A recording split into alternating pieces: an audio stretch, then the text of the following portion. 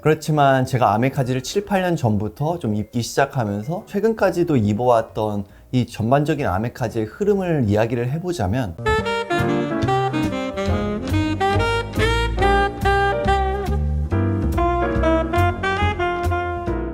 안녕하세요, 호호시입니다. 저는 사실 포멀웨어부터 다양한 캐주얼한 장르까지 여러 가지 장르들을 접해보려고 노력을 하는 중이지만, 특히 요즘은 좀 우아한 느낌을 낼 수 있는 그런 룩들을 좀 좋아하는데요. 그렇지만 사실 제 채널을 오랫동안 봐주신 분들은 잘 아시다시피 아메카지 기반의 컨텐츠로 이 채널을 시작하기도 했고 7, 8년 전 정도부터 아메카지라는 장르를 좀 많이 입어왔었습니다. 그만큼 제 채널 구독자 여러분들의 대부분은 아메카지를 통해서 제 채널을 구독하신 분들이 꽤 많을 것 같고, 그분들 중에 지금까지 아메카지를 입어오고 계신 분들도 있을 거고, 아니면 저처럼 시간이 점점 지나면서 본인이 원하는 무드로 변화해 오신 분들도 있으실 거라고 생각을 합니다. 오늘은 정말 최근까지 해도 많은 문의를 주셨던 아메카지에 대해서 이야기를 좀 해보려고 하는데요. 제가 예전에 아메카지라는 장르가 무엇인지에 대해서 좀 다뤄드린 적이 있었지만, 그것을 못 보신 분들을 위해서 가볍게 좀 한 번 더 다뤄드리면서 2022년에는 아메카지를 어떻게 입어야 되는지 한번 이야기해 보도록 하겠습니다. 그럼 아메카지 한번 봐볼까요? 일단 아메카지란 무엇이냐면, 쉽게 말해서 아메리칸 캐주얼을 일본식으로 발음한 것이라고 알고 계시면 되는데요. 그렇기 때문에 아메카지를 정확히 알려면 아메리칸 캐주얼이 무엇인지에 대해서 알아야 될 필요성이 있습니다. 아메리칸 캐주얼의 시작은요, 제2차 세계대전이 끝나고 1950, 60년대 정도에 전쟁이 끝나고 집으로 돌아온 미국인들이 밖에 입고 나갈 옷을 고르고 있었어요. 그런데 각 나라들을 생각하면은 떠올리는 그 특유의 특징들이 있잖아요. 예를 들어서 영국 하면은 격식을 차려야 되는 그런 포멀함이 좀 많이 떠오르고, 이태리 하면은 아무래도 조금 더 화려하고 드레시하고 다양한 컬러감, 이런 것들이 좀 떠오르기도 하고, 미국 하면은 정말 실용적인 그런 룩들을 추구하는 이런 각 나라의 특징이 있습니다. 그래서 그 당시에 미국인들은 실용성이라는 그런 관점을 가지고 있었기 때문에, 군대 있을 때 그 작업복이 굉장히 좀 튼튼하고 입기 편했는데, 그러면서 또 워크웨어도 갖춰 입고 청바지에 그냥 티셔츠를 입기도 하고,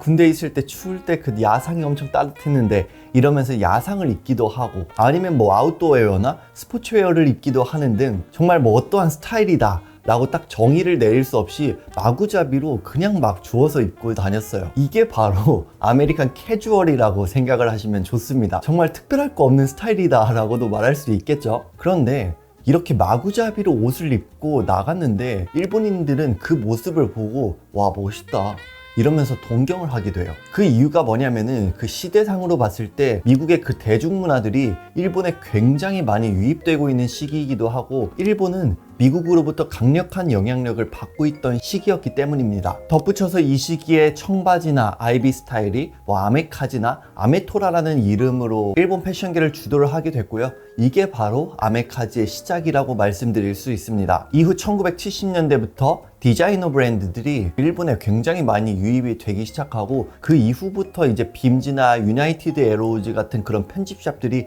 굉장히 이제 성황을 이루게 됐고요. 워크웨어나 서핑, 청바지, 아웃도어, 밀리터리 등 굉장히 다양한 장르들을 믹스앤매치하면서 그들만의 아메카지 스타일을 선보이게 됐고, 현재는 구독자 여러분들이 주변을 둘러봐도 매우 쉽게 느낄 수 있으시다시피 아메리칸 캐주얼이라는 장르를 기반으로 굉장히 다양한 브랜드들에서 각자의 아이덴티티에 맞게 컬렉션을 좀 전개하고 있는 모습들이 보입니다. 다시 한번 아메카지라는 스타일에 대해서 쉽게 정리를 해보자면은, 일본인이 동경하면서 바라본 미국인들의 믹스앤매치 스타일에서 파생된 스타일이라고 말할 수 있습니다. 브랜드의 예시를 좀 들어보자면요, 청바지나 워크웨어, 밀리터리 이런 장르에 기반을 두고 컬렉션을 잘 전개하는 브랜드들이 리얼 맥코이, 버즈릭슨, 풀카운트, 웨어하우스, 빅존, 비즈빔, 캐피탈, 타이머 클로딩 이런 브랜드들이 있을 수 있고요. 군복, 캠핑, 아이비리그, 아웃도어 등에 기반을 둬서 50년대 빈티지를 재해석하는 엔지니어드 가먼츠가 가장 유명한 브랜드 중 하나라고 말씀드릴 수 있고요. 스트릿하면서 락적인 느낌을 내는 네이버후드나 아웃도어 무드를 잘 보여주고 있는 사우스 웨스테이시나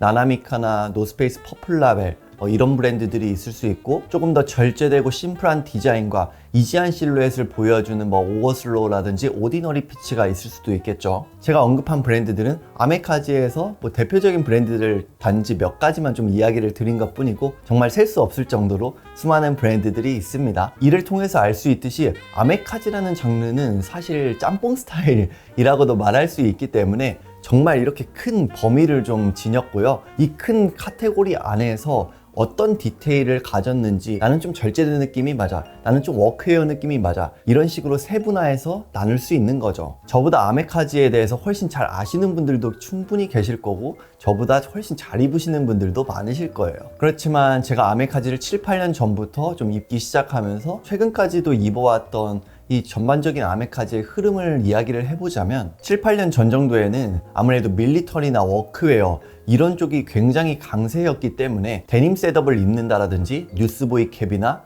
오버롤이나 커버올이나 이런 무드들이 굉장히 강했던 것 같아요. 그래서 원단에서부터 느껴지는 그 특유의 빳빳한 실루엣, 투박하고 터프한 이런 느낌들이 꽤 많았고요. 그러다가 조금 더 캐주얼하고 빈티지하고 아니면 일본의 특유의 그 오리엔탈 무드를 잘 보여주는 그런 캐주얼한 룩들이 또 많았고, 그 다음은 조금 더 절제되고 미니멀하고 여유로운 실루엣의 아메카지 스타일을 많은 분들이 찾아주셨기 때문에 자연스럽게 아키오 하세가와가 만든 시티보이라는 장르에도 많은 분들이 좋아해 주셨던 것 같고요. 현재는 좀 미니멀하고 절제된 느낌들은 많이 사라지는 느낌이 들고요. 코로나로 인해서 원마일웨어라든지 조용한 액티비티 활동들, 이런 것들이 조금 더 성황을 이루다 보니까 그런 무드에 맞춰서 아웃도어적인 무드를 많이 가미하는 그런 아메카지 스타일들이 메인스트림으로 다가오고 있는 것 같습니다. 예전에는 등산, 하이킹 이런 문화생활들을 생각을 해보면은 요즘 세대보다는 조금 더 기성세대들이 많이 접하는 그런 문화활동으로 많이 생각을 하곤 했는데, 요즘에는 젊은 층들이 그런 아웃도어 문화활동들을 정말 많이 하다 보니까 자연스럽게 패션 브랜드들도 그런 성향들을 캐치를 하고 그런 흐름에 맞춰서 디자인을 해서 아웃도어 웨어를 트렌드하게 풀어내는 모습들이 많이 보입니다. 그래서 그런지 아웃도어 웨어 하면은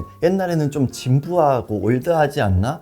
이런 느낌이 들었다면은 요즘의 아웃도어 웨어 모드는 정말 트렌디한 느낌이 많이 듭니다. 불과 1, 200년 전까지만 해도 프로코트를 입거나 수트를 입는 등의 이런 격식을 차리는 포멀웨어들을 주를 이뤘지만, 현재는 슬리퍼로 여겨졌던 로퍼만 신어도 격식을 차렸다 이렇게 느껴지기도 하고, 점점 더 포멀함의 기준이 캐주얼 쪽으로 많이 치우친다라는 느낌을 받는 걸 보면은 시대가 점점 흐름에 따라서 사람들이 점점 더 편하고 실용적인 옷들을 많이 찾을 것 같고, 이런 흐름을 반영해서 많은 브랜드들이 디자인을 하지 않을까 하는 생각이 듭니다. 제가 이렇게 제 개인적인 견해로 아메카지의 흐름에 대해서 이야기를 드렸지만, 이 흐름을 따라도 되고 안 따라도 됩니다. 그거는 완전히 본인의 자유예요. 제가 그냥 말씀드리고 싶은 거는, 본인이 정말 즐겨 입고 행복해하면서 입을 수 있는 아메카지 스타일을 입는다면은 그 자체로 아마 본인의 아이덴티티가 자연스럽게 드러날 거고, 그게 가장 본인이 멋있어 보이는 길이지 않을까 생각이 듭니다. 네, 오늘의 영상도 여기까지 마치고요. 오늘도 구독과 좋아요, 댓글 꼭 남겨주세요. 감사합니다.